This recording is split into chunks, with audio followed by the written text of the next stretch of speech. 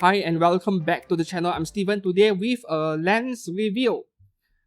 A few weeks back when I reviewed the Nikon Z30, I said that I would be reviewing the kit lens separately. So here we are, though this is the silver version that comes with the Nikon ZFC. Yes, I did use both the Z30 and ZFC over here with the same lens. So I have a lot of extensive experience with this piece of small and cheap glass over here.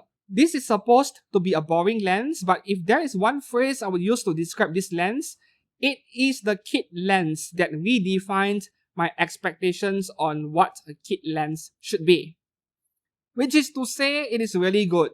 It exceeded my expectations in many ways, right? Compared to my experience in the past with DSLR 18 to 55s, So before I move on to the image quality, a quick mention about the exterior build. I won't go into extreme details. It is unnecessary, to be honest. There are only a couple of things I would like to comment. Firstly, the physical build of this lens being completely in plastic, including the mount, not an issue to me. Especially for something this small and light, not a problem at all. I have lost count how many times I took this lens off the camera body and plugged it back. No problems all these years, right? And then the next thing, which I think is a major concern with this lens over here, is the locking mechanism. Like this thing. How many times do I need to do this before the locking mechanism begins to fail and starts breaking? 5,000 times? 7,000? Maybe that is a good number for a kit lens, but Nikon chose to employ the same locking mechanism on two of their S-line lenses, 24 to 70 f4s and 14 to 30 f4s, which I was very unhappy with because I was interested in the ultra-wide lens. But this locking mechanism over here, after trying it on this kit lens, it does not induce that much confidence, if I have to be honest. I have no idea how durable it is. Yeah, it is fine for a kit lens, but it shouldn't be used on those S-line lenses, right? Meanwhile, one last complaint over here, which is the same complaints I have for many modern mirrorless lenses. No switches on the side of the lens, right? No AF/MF switch, no no VR on-off switch, which is unfortunate because the DSLR lenses used to have it. Right. So this is a small lens, as you can see. And speaking of the image quality, I did not have very high expectations because it is supposed to be something cheap and cheerful. But at least for the sharpness performance over there, I was quite blown away given the asking price of this lens.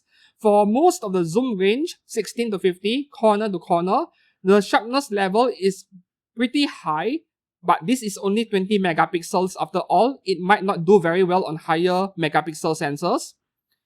But on existing Nikon DX bodies, this is the kit lens which punched above its own weight that I see it as no reason not to have one.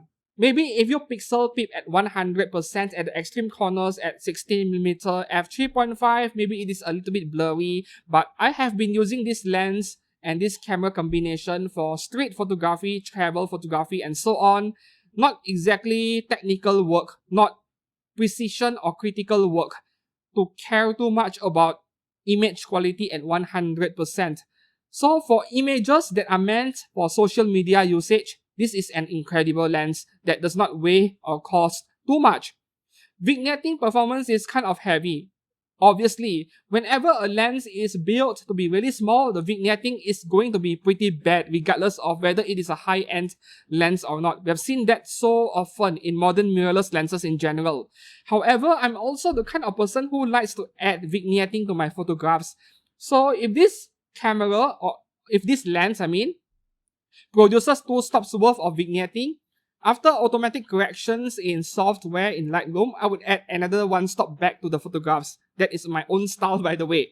So the vignetting does not bother me as much, and given that this is not a lens I will use for critical work, even the heavy distortion before correction is not a major concern to me.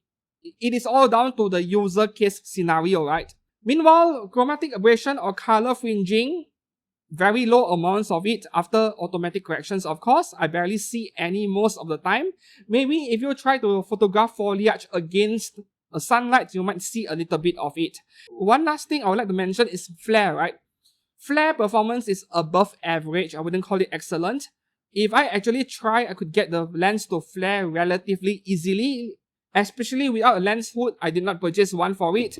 Not all kinds of flare are bad. Some flares are very nice or aesthetically pleasing to look at. And this lens produces flare that are kind of nice to look at if you know how or when to use it. I had to try really hard to make the lens flare. Like, I was literally begging the lens to give me some of it. And this is the worst I've gotten in terms of flare from this lens. However, I liked this image quite a bit, that I wouldn't mind this kind of flare. I mean, it looks nice, right? Of course, I am not going to show you guys images of brick walls at 100%.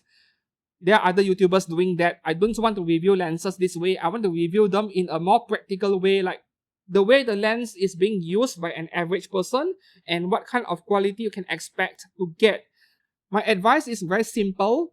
If you are buying a Nikon DX camera today, it does not matter which model it is, do not buy the body only. Take it with this kit lens for just an additional $150. Like, this thing is so small and light and actually very competent that there is no reason not to have one. If you are using some other prime lenses that you personally prefer, you can always keep this lens in your pocket because it is very pocketable. So there is less of a reason not to get one, right? It is like a spare to use in an emergency sometimes. So that is my feedback for this lens over here. It comes as highly recommended. And if you found this review to be helpful or informative, please give this video a like, help this small channel grow. And until then, thank you very much for watching. I'll see you guys again very soon. Goodbye.